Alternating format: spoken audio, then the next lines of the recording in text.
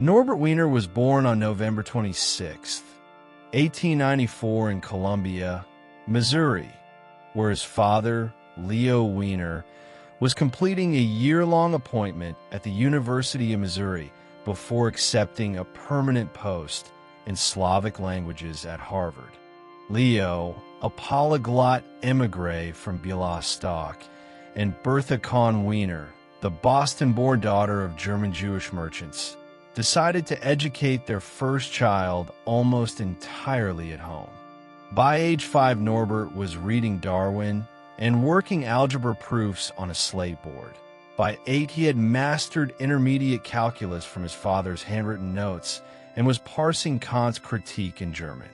In September 1906, barely 11, he entered Tufts College as a special student, taking advanced mathematics under Woods Hutchinson and philosophy under Edward Scribner Ames. 3 years later, he graduated summa cum laude, submitting a senior thesis that adapted George Cantor's transfinite numbers to C.S. Peirce's logic of relations. Harvard admitted him directly to doctoral study in mathematical philosophy. Guided by Carl Schmitt and Edward Vermilye Huntington, he wrote a dissertation titled A Comparison Between the Treatment of Ordering Relations by Schroeder and by Russell, defending it in May 1913 at the age of 18, then the youngest PhD in Harvard history. Eager to broaden his technical base, he sailed to England that autumn on a Harvard traveling fellowship, attending Bertrand Russell's lectures at Trinity College, Cambridge, and studying analytic number theory with G.H. Hardy, who advised him to abandon syllogisms and do hard analysis. In 1914, he moved on to Göttingen, where David Hilbert exposed him to integral equations and the nascent theory of stochastic processes.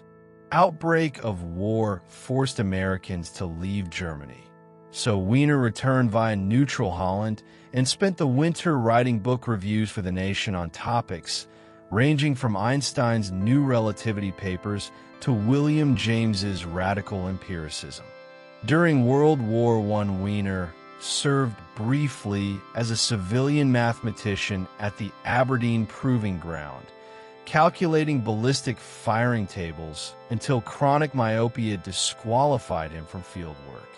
He next joined the U.S. Army Signal Corps as a contractual engineer, adapting Harold Black's feedback amplifier ideas to long-distance sound ranging, a prefiguration of his later fascination with closed-loop control. Demobilized in 1919, he accepted an instructorship at the Massachusetts Institute of Technology, where he would remain for the rest of his career, ultimately becoming institute professor in 1956. His first decade at MIT produced major pure math results, a rigorous construction of Brownian motion that now bears his name as the Wiener process, 1923. The Wiener Khinchin theorem connecting autocorrelation and power spectra, 1926. General Tauberian theorem unifying abelian and Chassereau limits, 1932. And with Eberhard Hopf, the Wiener-Hopf integral equation method that still anchors wave propagation physics. Wiener's applied trajectory accelerated in the late 1930s, when a National Defense Research Committee sought mathematicians who could translate Fourier theory into practical fire control predictors against high-speed aircraft. Working with MIT engineer Julian Bigelow and Mexican neurophysiologist Arturo Rosenbluth, Wiener designed an analog servo mechanism that used negative feedback and real-time convolution of target motion statistics, an algorithmic ancestor of the modern Wiener filter. The trio's 1943 paper, Behavior, Purpose, and Teleology, published in Philosophy of Science, proposed that biological and mechanical systems share a common language of feedback. Out of wartime memos and chalk dust seminars grew his 1948 magnum opus, Cybernetics, or Control and Communication in the Animal and the Machine.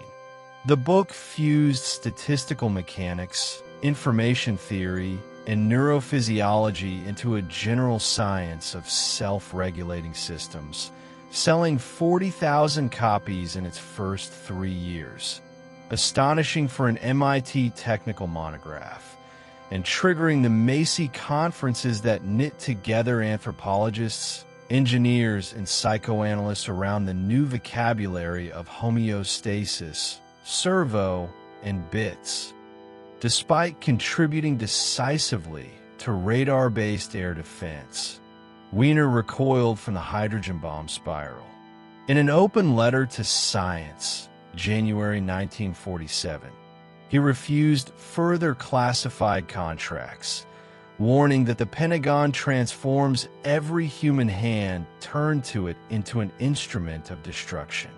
His 1950 popularization, The Human Use of Human Beings, predicted that large-scale automation could create structural unemployment and urged trade unions to negotiate a share of productivity gains, a plea that anticipated debates on AI displacement by 70 years.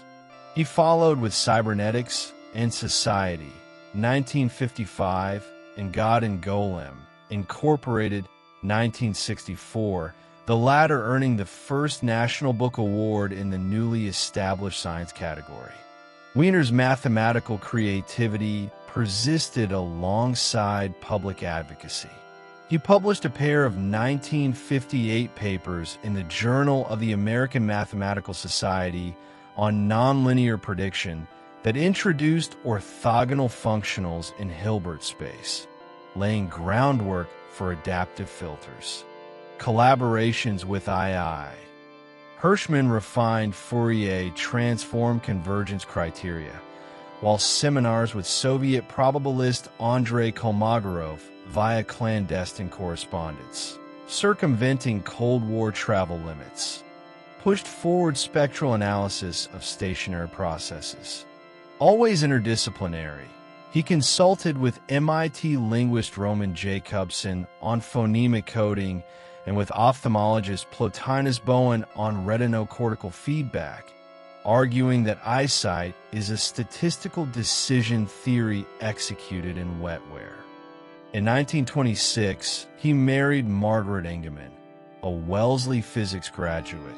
They raised 2 daughters, Barbara and Margaret, in a yellow Victorian house on Salisbury Road in Brookline, where Sunday brunch might feature both Rabbi Joseph Soloveitchik and engineer Harold Hazen debating the metaphysics of randomness over bagels.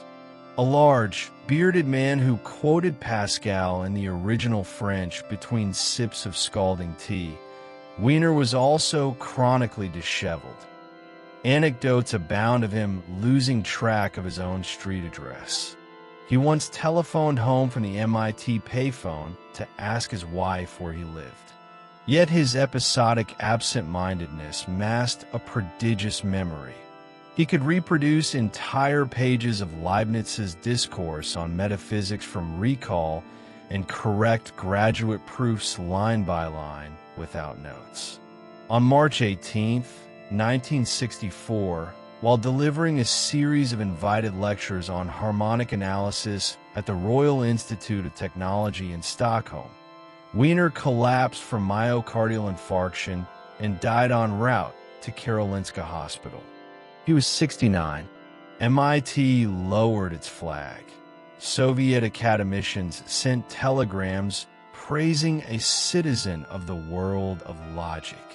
His archives, 60 linear feet of notebooks and correspondence, are housed at MIT's Institute Archives and Harvard's Houghton Library, digitized in 2020 with funding from the Alfred P. Sloan Foundation. 3 legacies dominate contemporary assessments.